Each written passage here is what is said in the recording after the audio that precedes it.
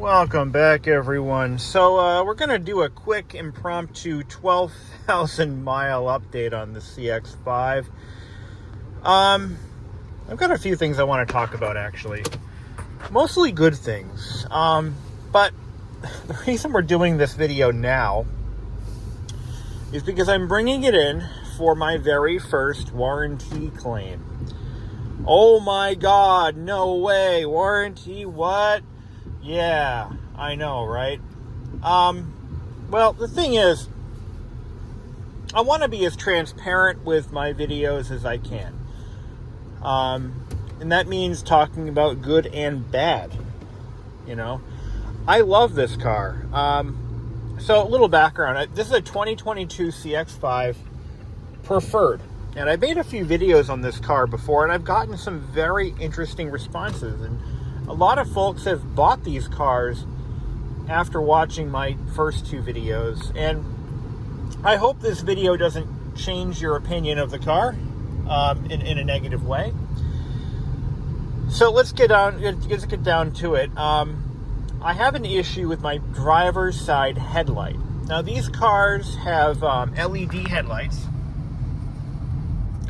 and part of what makes LED headlights legal in the US is that they self-level, or they have a mechanism for leveling the beam. And the whole point of that is to keep the lights as low as possible while still being functional. And that is to prevent blinding of oncoming drivers. Earlier versions of the CX-5, and of course earlier versions of LED headlights and HID headlights, had manual beam levelers. These current generation vehicles, I think they mostly all have self-leveling. So there's a sensor in the vehicle that senses inclination and will compensate by lowering or raising the beam as needed. So that means that your headlights now have electric motors in them. It's kind of wild. That, you know, a headlight used to be just a bulb, and now it's a whole big thing. So I think what's happening is the leveler is just, I don't know if it's getting stuck. And it's only the driver's side. The passenger side is fine. I don't know if it's getting stuck, though. I can see the beam moving. Like when I pull out of my driveway, I turn the car on and I put it in gear, and it immediately lowers the beam or levels it, you know, as needed. So they're both working in unison. But the driver's side emits a buzz that is felt in the cabin, and it comes and goes. It doesn't always do this. So I'm hoping I can bring it in and say, look, here's what's happening. And they might have like a factory approved troubleshooting or diagnostic procedure where they put it through its motions. I'm hoping it's a simple thing. I hope this isn't a big deal where I have to keep coming back and complaining about it until they actually fix it. We'll see what happens. But again, other than that noise, it seems to work perfectly fine. You know, I just, I actually left my office a few times today in this car, and each time, you know, you can see the beams self-adjusting as they're supposed to. I can hear it right now, but I don't think the phone's going to pick it up. I can hear a buzz. It's like more of a hum, like, and, yeah, if I turn the lights off, the hum goes away. You know, so we'll see what happens. But while I'm there, I am actually a little overdue for a tire rotation. Now, these are all all-wheel drive. You can no longer buy, in the United States, you can no longer buy a CX-5 without all-wheel drive. That's actually kind of smart because it narrows down the options, and it lowers production costs because they only have to produce, you know, one drivetrain for this car. Well, two if you count the turbo. But one driveline configuration for the CX-5 for the entire United States, which is again, people buy these, I think, for the all-wheel drive, mostly.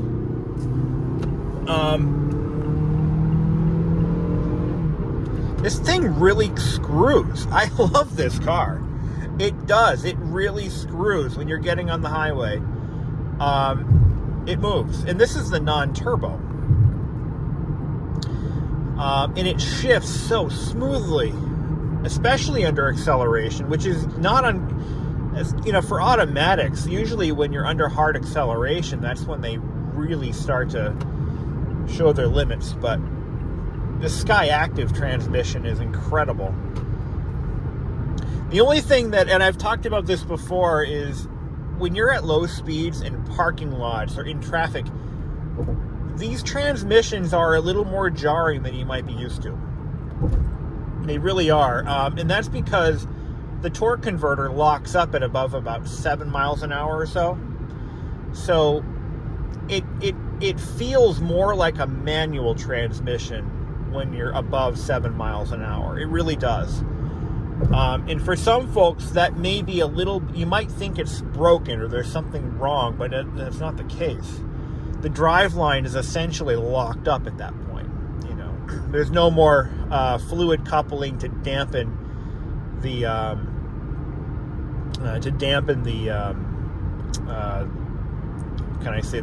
the torque or the lash in the driveline when you're just kind of tooling around at 5 or 6 miles an hour. But so what else can I tell you since I got your attention? So yeah, that's so far the only warranty issue that I have in 11,000, 12,000 miles. And this is my 4th brand new vehicle. I've owned, my first new car was a 2007 Nissan Versa. Within the first year, I had that brought in for warranty work for the AC compressor that had started to sound like a diesel engine, and they fixed that. And then the replacement also had the same problem. I've owned 2 brand new Hyundais. Each one had warranty issues. The first one had 3 transmission failures. The HVAC control panel failed. The valve cover gasket failed, all under warranty. The second one, which was the first one was a 2010 Elantra GLS. The second one was a 2014 Elantra GT. That one went under warranty repair for a failed evap purge valve and a rear spoiler that would deform under hot sun exposure. That was a weird one. That was a really weird one because even the replacement did the same thing. But this one, a headlight adjuster. You know what? Shit happens. Mazda doesn't make headlights. Stanley makes headlights. That's who makes them for Mazda. And I think Toyota, too. I think Toyota also uses Stanley. They're a major manufacturer of lighting components in Japan. And you know what? I'm not even the least bit worried about it. Chances are I'm gonna drag this thing in and they're gonna say it's fine. I'm gonna get now this is important. When you're filing a warranty claim that is hard to reproduce or might be misinterpreted by the service advisor or the tech, make sure you get in writing what happened, why you were there, whether they fix it or not.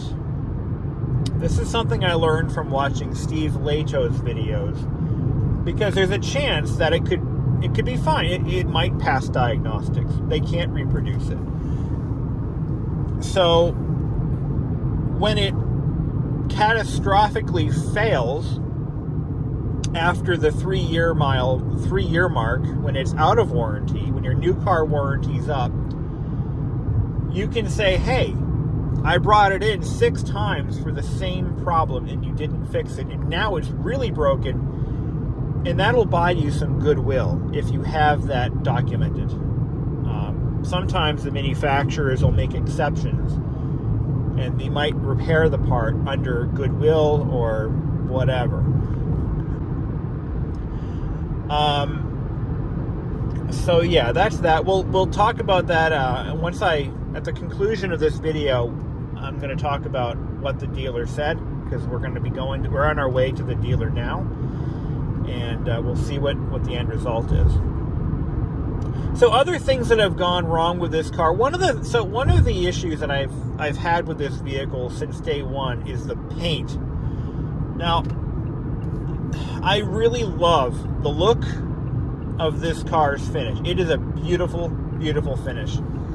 This is the what do they call this? Passion red, pure red passion, something bullshit. So the color is it's an amazingly rich red finish, kind of a cherry red at night, and then it turns into like a fire engine red during the day. It's a beautiful car. The problem is this particular paint is very thin. It's a costly finishing process, so they don't exactly apply the paint generously. It's a very expensive paint, whatever. The consequence of all that is it chips easily, and I can't tell you how many stone chips are on my hood because I lost count. The car has only got 12,000 on it, and it looks like it's got 100,000. I mean, so if you're going to buy one of these, definitely look into paint protection film. I decided not to do that because I've owned a vehicle that had paint protection film, and I'll never do it again. But that's entirely your prerogative. I had a black Nissan Murano that had PPF over the whole thing, on the nose and the mirrors and everything. And after the 3-year mark, the product that was on it, it started to look like shit. And when I took it off, it had beautiful shiny paint under the film, but everything around it was aged. So it looked really weird.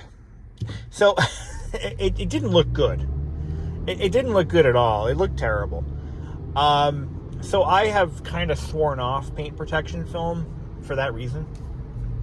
I'm sure there are better products in the market today that may not age so badly. Yeah, so that, again, your mileage may vary, and your preferences may also be, whatever. But just know that if you buy this particular finish, and you pay the extra $600 for it, you may not like what happens to it. I've heard that other colors are less prone to chipping, specifically silver, maybe even black. But I don't know. I personally, I'm fine with it. If I have to get the nose repainted in 5 years, so be it. I don't mind that. I mean, if I cared about, these things so much, I'd probably pay the money and have it done. But you know what? I'm going to leave it the way it is. It is what it is. It's a car. This is not a show car. This is not it will never be a classic car. It's not going to go up in value like the Miata did. It is a grocery getter. Let's just call it what it is. It is probably one of the most fun to drive grocery getters you can buy in 2022. But it is no more than a grocery getter. So, and I look at my girlfriend's, CX-5. Hers is a 2016. And the entire nose of that car, hers is blue. The entire nose of that car looks like it went through an asteroid field. But who cares? It's still a reliable car. It's still a comfortable car. The thing's got 100,000 miles, almost 100,000 miles on it, and it still runs and drives exactly as this one does at 12,000, which is impressive. Really impressive. The only thing about her car is the interior is starting to go to hell. It's got cloth interior. The foam isn't as supple as it once was. You know, the materials are kind of worn out in it. But again, you're not buying this because you're cross-shopping it with a Mercedes-Benz either. You know, you're buying a CX-5 because you want a reliable vehicle, and you don't like what Honda and Toyota have done with their drive lines, with their CVTs. You know, that was my thing. I bought this because I've driven a RAV4 and I hated it. It was tinny, it was noisy, it had a CVT. Didn't like it. I've never driven, but I've ridden in a few CRVs, and I just don't like them. I think they're ugly. The Mazda was a better looking, better driving, you know, RAV4. That, you know, that's the thing, is Mazda figured out a way to build a better RAV4. Yeah, I think that's a fair statement. It's got a nice transmission, a snappy little engine, great suspension, comfortable interior, and it's quiet inside. You know, it's got the sound deadened glass, even on the base model. Actually, no. I don't think the base model has that, but the lower end models do. And the preferred is certainly on the lower end of the spectrum. It's a quieter, better handling, better driving RAV4. Which is kind of funny because Toyota actually owns a stake in Mazda now. So I kind of wonder how awkward those board meetings are, you know. And the pricing is actually a little bit less than a RAV4. You know. All right, so let me just demonstrate something real quick. So I just pulled into my driveway. Let's turn the lights on. Ah, you can hear it. Hold on.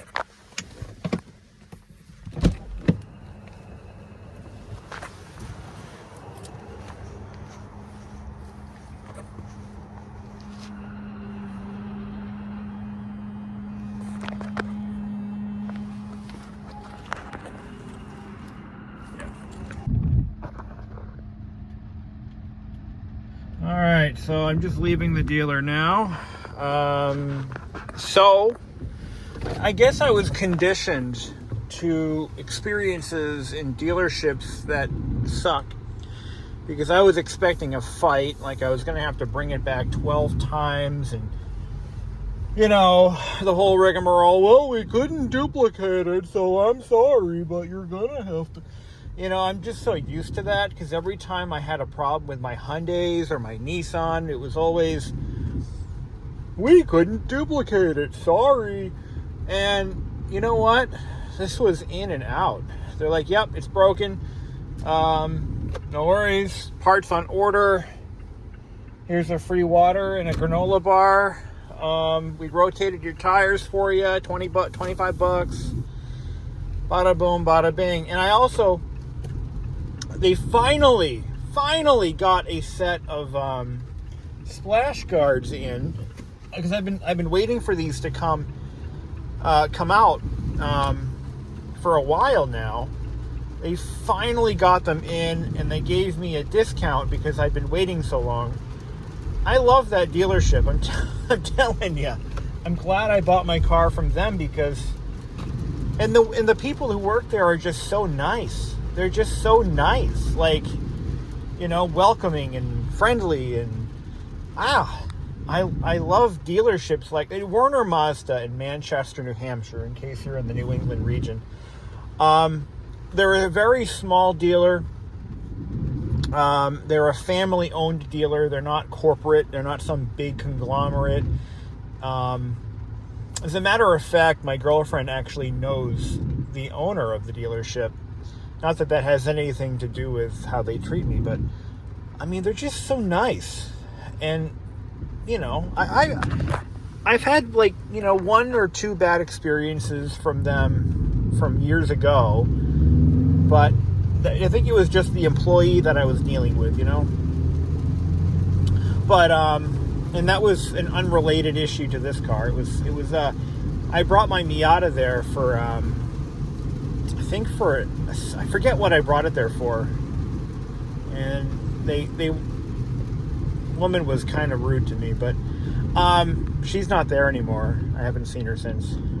But yeah, great dealership. And it's kind of funny because that particular franchise used to be owned by a company called Tallarico, which was another family-owned dealership group. And they had a used car dealer. They had a Pontiac basically I think a Chevrolet Pontiac dealer in the area, and they owned a Mazda dealer. And this was back in 2002. In 2002, I had bought a used Mazda 626. And it was like a 5-year-old car, low miles. And I bought it from Tallarico, from their used car center. And they had given me a 30-day warranty. And anything that goes wrong in 30 days, they'll fix. So, sure enough, within 30 days, the engine light came on for a catalytic converter failure. And I said, okay, well, I guess I'm bringing it in for a catalytic converter failure. Well, the service department, whoever did the work, they did it as quick and as frugally as humanly possible. So, as part of doing this repair, they had to remove the oxygen sensor to do it correctly, because there was a heat shield on the pre-catalytic converter that was bad. Instead of removing the O2 sensor, they took a pair of tin snips and cut the shield off around the O2 sensor. Now, that's pretty fucking lazy. I'm just going to call it as I see it. That is the laziest way to repair that you can ever imagine. Well, I brought it back. I said, what the hell, guys? You cut my heat shield off. Like, what the hell, man? And they begrudgingly gave me a new heat shield. And I installed it myself. I said, I'm not letting you touch this car again. And they gave me the heat shield, and I was on my merry way. So I put the heat shield on. I fixed it myself. And I was pissed. Really pissed off. This is the same dealer that... What else did they do to me? There was one other repair they made to the car, and they just butchered it. Yeah, kind of like that. Oh, that's what it was. The car, the transmission fluid was blacker than the ace of spades, and it was my fault for not getting the car looked at. But it turned out the car needed a transmission, but I was able to drive it the way it was. Because I had bought an additional warranty with the car, so I wasn't too worried about it. But the car ended up getting completely demolished in a fiery wreck, so it wasn't really a big deal after that. Wasn't my problem anymore. But anyways, we got my splash guards. I got my tires rotated. They got the headlight ordered. And they were honest with me. They said, yeah, this happens sometimes, I mean, it's just, hey, whatever, technology. When you start putting electric motors in headlights, you're bound to have issues.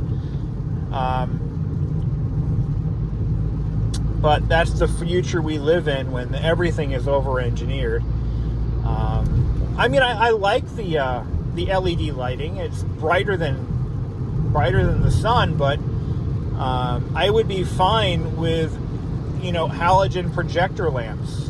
I would be okay with that in a new car in 2022, because guess what? They work and they're cheap. What's a bulb cost? $20? What's going to happen when these LED lights go out? And that's an industry-wide thing. That's not a Mazda thing. Speaking of,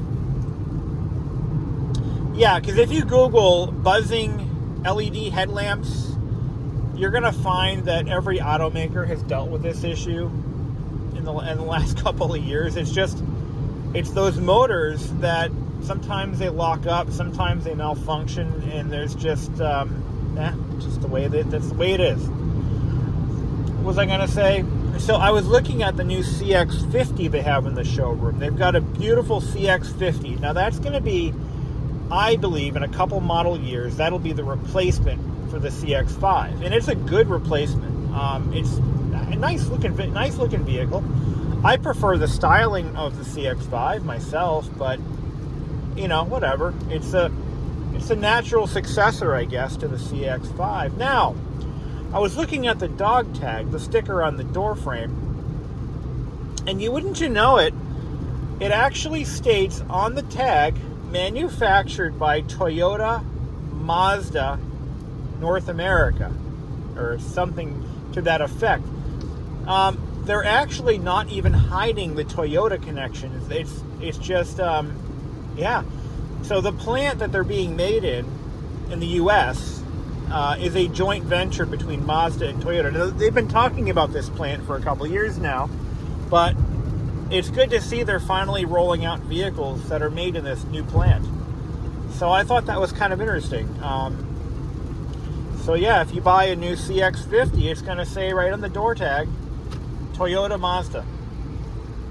So the connection is very real. I see, Mazda and Toyota sharing more technology in the coming years, and there may be very little difference in quality. Actually, right now, I think one of the more recent consumer surveys places Mazda above Toyota and below Lexus in terms of quality rating, or problems per vehicle. Which, guess what? We just got our first problem for this one vehicle. But yeah.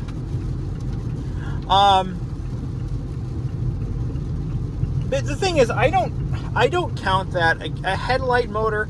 I'm not really counting that as like, oh my god, what are they doing? Mazda sucks. My headlight leveler's messed up.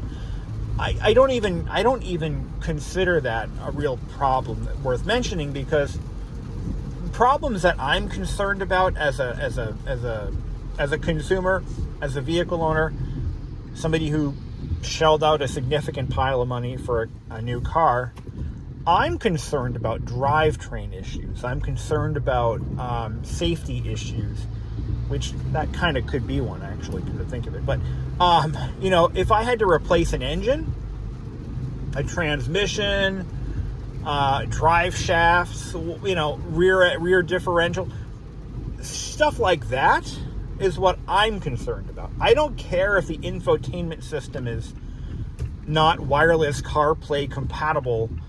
I mean, I do care about that, but that's not why I bought a car. I didn't buy a car, for that. I bought a car to, provide me with reliable transportation. And a lot of consumers are dragging the ratings down on automakers because their infotainment system doesn't meet their expectations, which is unfortunate. We have our priorities kind of skewed these days. But anyway, I don't want to go off on a rant on that one. I mean, automakers can only go so far. I mean, their job is to build a vehicle that does everything, and yeah, they're going to probably miss a few marks in the infotainment system. Like that Touch My Ford thing that they had a few years ago that everybody hated. Or My Ford Touch, whatever the fuck it was. Touch My Ford. Yeah, that thing was actually causing Ford a significant amount of hammering in the quality ratings because it was so sketchy. But I miss the old days. Give me a CD player and give me physical buttons. I'm old now. I'm 38, so I'm old. That's it. I'm done, I'm old now. Yeah, give me my CD player and my physical buttons, and that'll keep me happy. That'll shut me up. But the kids today, they gotta have everything, whatever. So I think that's going to conclude our video. We got the problems resolved, or at least we're getting them resolved. No issues. Werner Mazda, once again, they actually, You know, it's a sad state of affairs when a dealer just does their job, and they deserve accolades for that, because I've had some bad experiences in other dealers. So kudos to Werner Mazda. Yeah, no regrets on buying this vehicle yet. We'll see. We'll check back in a couple 100,000 miles and see what happens. Well, it hasn't even been 100,000 miles, but you get the idea. Have a good one.